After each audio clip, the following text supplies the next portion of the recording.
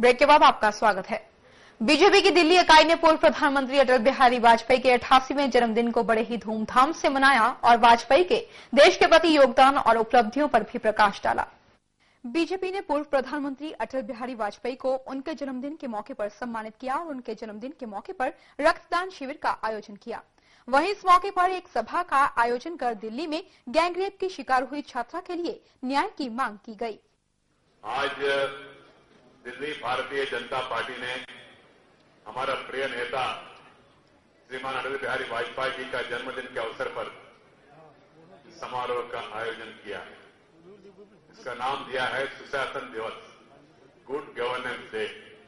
कारण क्या है, श्रीमान अटल बिहारी वाजपेयी जी इंडिया के जमाने में 23 पॉलिटिकल पार्टीज को साथ लेकर उन्होंने सरकार चलाया, स्थिर सरकार दिया, अच्छा काम करके दिखाया, देश में विकास, तेजी से विकास, ऐसा उन्होंने केवल भाषण से नहीं, घोषणाओं से नहीं, उन्होंने कर दिखाया।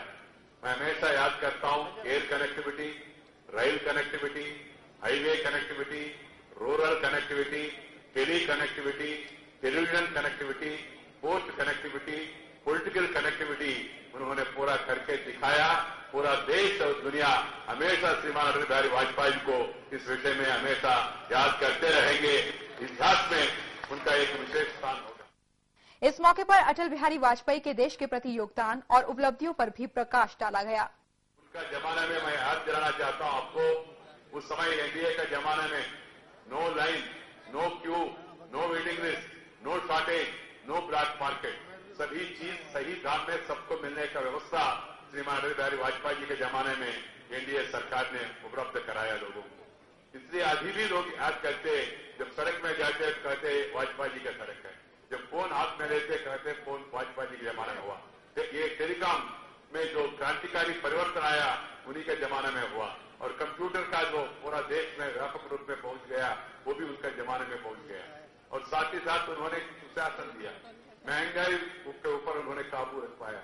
सुशासन माने क्या है? Good governance means development, good governance means security, good governance means welfare, good governance means honesty in public life. इन्होंने चारों विषयों में देश के सामने एक आदर्श स्थिति उन्होंने प्रस्तुत किया उस समय। इसलिए इतिहास लिखने वाले, इतिहास का रचना करने वाले लोग आने वाले दिनों में भारत का इंडिया का जमाना वाजपेयी जी के नेतृत्व में एक स्वर्ण युग के रूप में लिखेंगे। It will go down in the history as a golden age in the independent history of India. Channel 2 के लिए नई दिल्ली से ब्यूरो रिपोर्ट। पूर्व प्रधानमंत्री अटल बिहारी वाजपेयी के जन्मदिन के मौके पर बीजेपी ने रक्तदान शिविर का आयोजन किया। तालकटोरा स्टेडियम में आयोजित इस शिविर में सैकड़ों लोगों ने रक्तदान किया। खून की भारी कमी के मद्देनजर बीजेपी ने अटल बिहारी वाजपेयी के 89वें जन्मदिन के मौके पर रक्तदान शिविर का आयोजन किया। इस मौके पर एक आम सभा का भी आयोजन किया गया और दिल्ली गैंगरेप पीड़ित के लिए न्याय की मांग की गई। रक्तदान शिविर है, रक्तदान शिविर है अटल बिहारी वाजपेयी जी के जन्मदिन पर लगा हुआ है कि ब्लड की कमी को पूरा करने के लिए उन्होंने संकल्प किया है कि हम ब्लड की कमी को पूरा करेंगे और हम जैसे जो ब्लड की कमी से पेशेंट डेथ हो जाती है उन्हें ऐसा नहीं हो। कैंप में बीजेपी कार्यकर्ताओं के अलावा आम लोगों ने भी हिस्सा लिया और रक्तदान किया। कैंप का मकसद थैलेसीमिया से पीड़ित मरीजों की मदद के लिए खून जमा करना था। सही मकसद है कि जब लोगों की जरूरत होती है रात समय पे, जिस समय पे हमारे पास ब्लड ग्रुपिंग कराने के बाद सेंट्रलाइज सेंटर में फोटो खिंचाएंगे। रजिस्ट्रेशन के बाद कितने कार्यकर्ता खड़े हैं जिन्होंने अपना डोनेशन नहीं करना, कृपया करके वो हॉल में चले गए। बीजेपी वालों ने ये संबंध इसीलिए रखा हुआ है ताकि हम उनको सम्मान करें इस चीज से कि उनके लिए कितने लोग रात देने के लिए काबिल हैं। चैनल 2 के लिए नई दिल्ली से ब्यूरो रिपोर्ट। भारत के पूर्व प्रधानमंत्री अटल बिहारी वाजपेयी 88 वर्ष के हो गए हैं। बीमारी की वजह से भले ही अटल बिहारी वाजपेयी राजनीति से दूर हैं, लेकिन भारत की राजनीति में उनके योगदान को कभी भुलाया नहीं जा सकता। अटल बिहारी वाजपेयी एक ऐसे करिश्माई व्यक्तित्व के धनी हैं कि उनके विरोधी भी सम्मान करते हैं। लेकिन अटल बिहारी वाजपेयी के पुश्तैनी गांव बटेश्वर के लोग इस बात से दुखी हैं कि सरकार इस गांव को नजरअंदाज कर रही है। पूरे देश में अटल बिहारी वाजपेयी के चाहने वाले उनको याद करते हैं। अटल बिहारी वाजपेयी का जन्म 25 दिसंबर 1924 को ग्वालियर में हुआ था। हालांकि वे मूल रूप से आगरा के बेटेश्वर गांव के रहने वाले हैं। अपने सरल स्वभाव के लिए लोगों के बीच मशहूर अटल बिहारी वाजपेयी सबसे लंबे समय तक गैर कांग्रेसी प्रधानमंत्री भी रहे। अटल बिहारी वाजपेयी ही पहले विदेश मंत्री थे जिन्होंने संयुक्त राष्ट्र संघ में हिंदी में भाषण देकर भारत को गौरवान्वित किया था। लेकिन उनके पुश्तैनी गांव बटेश्वर के लोग इस बात से काफी दुखी हैं कि सरकार अटल बिहारी वाजपेयी के गांव को नजरअंदाज कर रही है। वाजपेयी ने भी इस क्षेत्र के विकास का सपना देखा था, लेकिन गांव वालों का कहना है कि लोग उनके सपनों और कार्यकाल को भूल गए हैं। ब्रिजमंडल विरासत संरक्षण सोसाइटी के अध्यक्ष सुरेंद्र शर्मा का कहना है कि केंद्र सरकार को चाहिए कि अटल बिहारी वाजपेयी के पुश्तैनी घर को भारतीय पुरातत्व सर्वेक्षण विभाग के हवाले कर दें ताकि इसका अच्छा रखरखाव हो सके। वैसे ये गांव 101 सफेद शिव मंदिरों के लिए भी जाना जाता है, लेकिन लोग इसे अटल बिहारी वाजपेयी के रूप में ज्यादा जानते हैं। चैनल 2 के लिए ब्यूरो रिपोर्ट। पूरा उत्तरी भारत इन दिनों ठंड और कोहरे की चपेट में है और कोहरे ने गाड़ियों की रफ्तार पर ब्रेक लगा दी है, जिससे यात्रियों को खासी परेशानियों का सामना करना पड़ रहा है। उत्तर भारत के अधिकांश हिस्सों में लोग शीतलहर की मार से बेहाल हैं और मैदानी भाग दिन भर कोहरे की चादर में लिपटे रहे, जिससे यातायात व्यवस्था चरमरा गई है। राजधानी दिल्ली भी कोहरे से कर्राती नजर आई। दिन घने कोहरे के साथ शुरू हुआ और शाम होते होते पूरा राष्ट्रीय राजधानी क्षेत्र यानी एनसीआर एक बार फिर घने कोहरे की चादर में लिपट गया और यातायात पर इसकी मार इस कदर पड़ी कि लोगों को रेलवे स्टेशन व हवाई अड्डों से अपनी यात्रा स्थगित कर घर वापस लौटना पड़ा। कम दृश्यता की वजह से स्थानीय इंदिरा गांधी अंतर्राष्ट्रीय हवाई अड्डे पर कई उड़ानें रद्द हुई, जबकि 120 से अधिक विमानों की उड़ान में देरी हुई। जहां राजधानी से होकर गुजरने वाली दर्जनों ट्रेनों के संचालन में 2 से 12 घंटे तक की देरी हुई, तो वहीं सड़कों पर भी वाहन रेंगते हुए चले। पड़ोसी राज्य हरियाणा भी ठंड व कोहरे की दोहरी मार झेल रहा है। राज्य के अधिकांश हिस्से दिन भर घने कोहरे में लिपटे रहे। यहां पारे ने भी खूब गोता लगाया। अपने न्यूनतम तापमान 3.5 डिग्री सेल्सियस के साथ नारनौल प्रदेश में सबसे ज्यादा ठंडा रहा। पंजाब भी दिन भर कोहरे की सफेद चादर में लिपटा रहा, जिससे जनजीवन भी प्रभावित हुआ। सूबे की कई ट्रेनें रद्द रहीं और जो चली वो भी घंटों देरी से। अमृतसर राज्य में सबसे ठंडा रहा। यहां का न्यूनतम तापमान 2.8 डिग्री सेल्सियस दर्ज किया गया। उत्तर प्रदेश में भी ठंड और कोहरे ने लोगों को खूब छकाया। प्रदेश में अधिकतम व न्यूनतम तापमान के बीच में कम अंतर होने की वजह से गलन काफी बढ़ गई है। राज्य में सबसे कम तापमान मुजफ्फरनगर में 2 डिग्री सेल्सियस रिकॉर्ड किया गया। उधर पश्चिम बंगाल, बिहार व झारखंड में मौसम ने अपना खूब रंग दिखाया। चैनल 2 के लिए ब्यूरो रिपोर्ट। छत्तीसगढ़ के दंतेवाड़ा में एक सीआरपीएफ जवान की अंधाधुंध फायरिंग में 4 जवानों की मौत हो गई और एक गंभीर रूप से जख्मी हो गया। जख्मी जवान को अस्पताल में भर्ती कराया गया है, वहीं आरोपी जवान को गिरफ्तार कर लिया गया है। छत्तीसगढ़ के दंतेवाड़ा जिले में केंद्रीय रिजर्व पुलिस बल के जवान ने अपने सोते हुए साथी जवानों पर गोली चला दी। घटना में 4 जवानों की मौत हो गई तथा एक घायल हो गया। दंतेवाड़ा के पुलिस अधीक्षक नरेंद्र खरे के अनुसार सोमवार रात लगभग 12:15 बजे सीआरपीएफ के जवान भोजन के बाद अपने बैरक में सो रहे थे और दीप कुमार बाहर टहल रहा था। अचानक दीप कुमार ने पास ही में सो रहे अन्य जवानों पर अपने सर्विस राइफल से गोली चला दी। इस घटना में 3 जवानों की घटनास्थल पर ही मौत हो गई तथा 2 गंभीर रूप से घायल हो गए। वहीं बैरक में अचानक गोलीबारी की आवाज सुनकर अन्य जवान उठे और उन्होंने दीप को पकड़ लिया। इसके बाद 2 घायल जवानों को जगदलपुर रवाना किया गया, जिनमें से एक की रास्ते में ही मौत हो गई। पुलिस अधिकारियों ने बताया कि एक जवान को जगदलपुर के अस्पताल में भर्ती कराया गया है, जहां उसकी हालत गंभीर बताई जा रही है। खरे ने कहा कि पूछताछ में आरोपी दीप कुमार ने बताया कि पिछले 2 दिन से उसकी तबीयत कुछ ठीक नहीं थी और रात में जब सारे जवान सो रहे थे तभी उसकी मानसिक हालत बिगड़ी और उसने गोली चला दी। उसमें 3 तो रूम में ही खत्म हो गए बैरक में और 2 घायल थे, जिनको रात में ही हम लोग गाड़ी से यहाँ दंतेवाड़ा भेजे थे। तो एक तो रास्ते में खत्म हो गया और एक अस्पताल यहाँ पे दंतेवाड़ा लाने के बाद उपचार करके और उसको जगदलपुर बेहतर उपचार के लिए रात में ही रवाना किया गया। चैनल 2 के लिए दंतेवाड़ा से ब्यूरो रिपोर्ट। और इसी के साथ बुलेटिन में एक बार फिर समय है ब्रेक का। देखते रहें चैनल 2।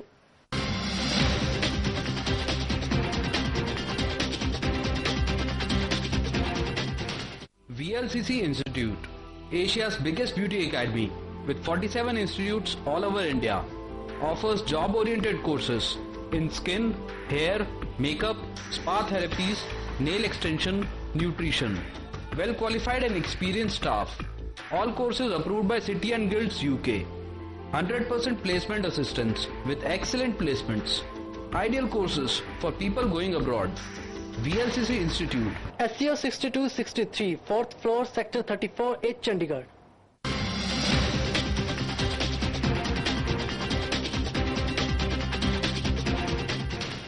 ब्रेक के बाद आपका स्वागत है।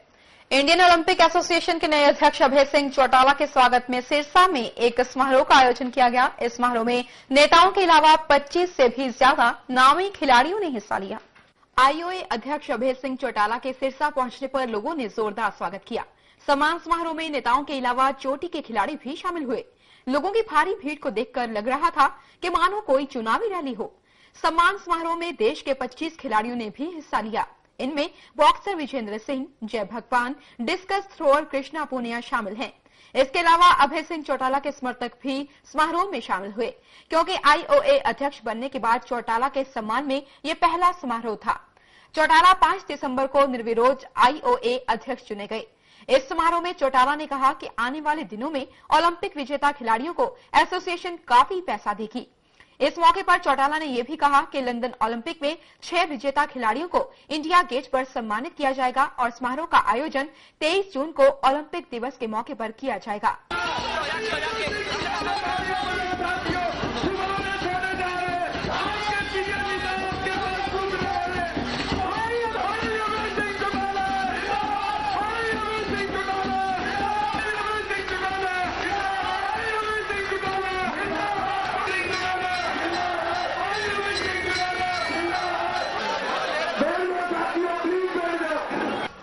जैसे हीरो को तराशने का काम करने वाले मैं चाहता हूं दोस्तों, जो प्लेयरों का मान सम्मान से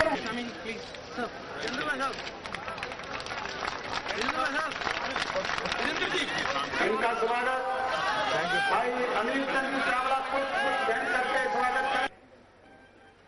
आज के बाद भारतवर्ष का कोई भी खिलाड़ी ओलंपिक के अंदर गोल्ड मेडल जीत करके आएगा, भारतवर्ष की सरकार और उसके प्रदेश की सरकार उसको क्या देकर के सम्मानित करती है, मैं उस बात में नहीं जाना चाहूंगा। लेकिन इंडियन ओलंपिक एसोसिएशन की तरफ से 2 करोड़ रुपए नगद पुरस्कार देकर के हम उसे सम्मानित करेंगे। जो सिल्वर मेडल जीतेगा उसे 1 करोड़ देंगे, जो ब्राउन मेडल जीत करके आएगा उसे 50 लाख रुपए देकर के सम्मानित करेंगे। इसलिए मैं आज आपके बीच में यह भी कह करके जाता हूं कि उन 6 खिलाड़ियों को बुला करके हम दिल्ली में ओलंपिक डे जिस दिन मनाएंगे 23 जून को, आने वाले 23 जून को उनको इंडिया गेट के ऊपर सम्मानित करने का काम करें। चैनल 2 के लिए सिरसा से ब्यूरो रिपोर्ट। जूनागढ़ के वेरावल स्थित सोमनाथ सोसाइटी में एक तेंदुआ घुस आया। तेंदुए को लोगों ने सबसे पहले एक निर्माणाधीन भवन में देखा। लोगों ने तेंदुए के बारे में तुरंत वन विभाग को खबर दी और बचाव दल ने मौके पर पहुंचकर तेंदुए को पकड़ लिया। हालांकि तेंदुए को बेहोश करने में वन विभाग के कर्मचारियों के भी पसीने छूट गए। सिटी एरिया में एक तेंदुआ अंदर घुस आया था। तो जैसे हमें इंफॉर्मेशन मिली कि भाई ये रिहासी इलाके में तेंदुआ आया है, वहां हम अपनी रेस्क्यू टीम लेके और बाद में रेस्क्यू टीम शासन को बुलवा के ये उसको ट्रैंक्विलाइज करके वो वहां से दीपड़ा को हमने निकाला है और केज में डाल के शासन एनिमल केयर सेंटर और रवाना किया। जैसे ही लोगों को तेंदुए के बारे में खबर मिली, लोग इसे देखने उमड़ पड़े। वन विभाग के अधिकारियों के मुताबिक तेंदुआ वेरावल बाईपास से शहर की ओर आया था। हालांकि तेंदुए ने किसी को नुकसान नहीं पहुंचाया, मगर एक महिला जरूर मामूली रूप से घायल हो गई। नहीं, कोई खास ऐसी कोई इंजरी नहीं हुई है किसी को, लेकिन एक वहाँ एक लेडीज को इसने वो वहां से निकला होगा तो हाथ पे थोड़ा ये उसने नेल से थोड़ी इंजरी की है। दरअसल वेरावल बाईपास रोड के उस पार जंगलों में तेंदुए रहते हैं और भटक कर ये तेंदुआ शहर की ओर आ गया था। माना जाता है कि इलाके में 17 तेंदुए मौजूद हैं। चैनल 2 के लिए जूनागढ़ से ब्यूरो रिपोर्ट। क्रिसमस देश भर में पूरे हर्षोल्लास के साथ मनाया गया और बॉलीवुड भी इस जश्न से अछूता नहीं रहा और सितारों ने भी लोगों को क्रिसमस की शुभकामनाएं दी।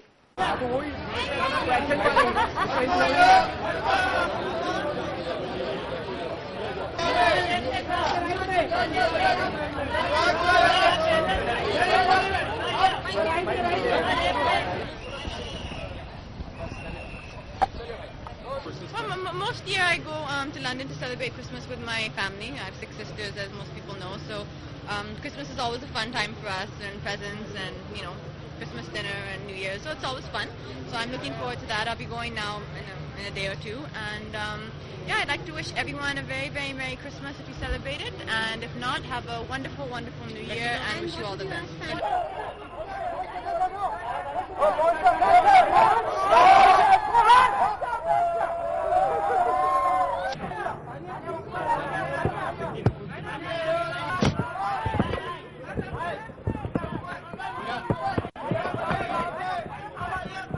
Well, actually, I'm very excited because Christmas is my favorite festival. So I've already put up like a Christmas tree. I've put up lights, and I think I'm just going to be having like a few friends over. I'm going to bake a cake. I'm going to serve lots of Christmas food, and I think Christmas is all about sharing, giving, and being with family. So I'm just going to try and keep it that way.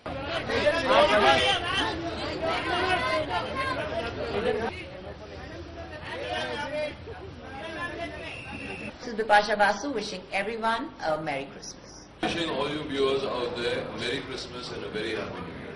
I'd like to wish all the viewers a very Merry Christmas and a fantastic 2013. Peace, prosperity and joy to everybody. Malaika Arora Khan ने भी अपनी बहन अमृता अरोड़ा और अपनी best friend Kareena और करिश्मा कपूर के साथ Bandra church में क्रिसमस मनाया। गौरतलब है कि मलाइका और अमृता की मां ईसाई है और बचपन से ही दोनों क्रिसमस का त्योहार मनाती आई हैं और हर साल की तरह इस बार भी दोनों क्रिसमस पर प्रार्थना के लिए चर्च पहुंची। करिश्मा कपूर और करीना कपूर भी इस बार इनके साथ थी। चर्च में शर्लिन चोपड़ा भी नजर आई।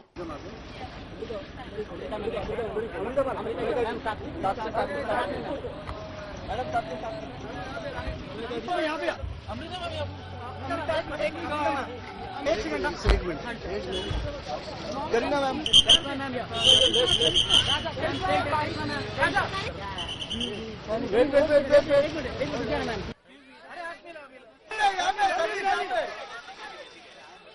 वहीं मुंबई में भी क्रिसमस की झलक देखने को मिल रही है और लोग अपने घरों से निकलकर प्रार्थना सभा में शामिल हुए और कई जगह क्रिसमस के मौके पर खास कार्यक्रम किए गए। गौरतलब है कि क्रिसमस एक ऐसा त्योहार है जिसे पूरी दुनिया में पूरे हर्षोल्लास के साथ मनाया जाता है। क्रिसमस यीशु के जन्म की खुशी में मनाया जाता है। क्रिसमस के दिन से ही 12 दिन के उत्सव क्रिसमस टाइड की भी शुरुआत होती है और लोग क्रिसमस में अपने घरों, दुकानों को क्रिसमस ट्री और रंग बिरंगे लाइट से सजाते हैं और बच्चों में उपहार बांटते हैं।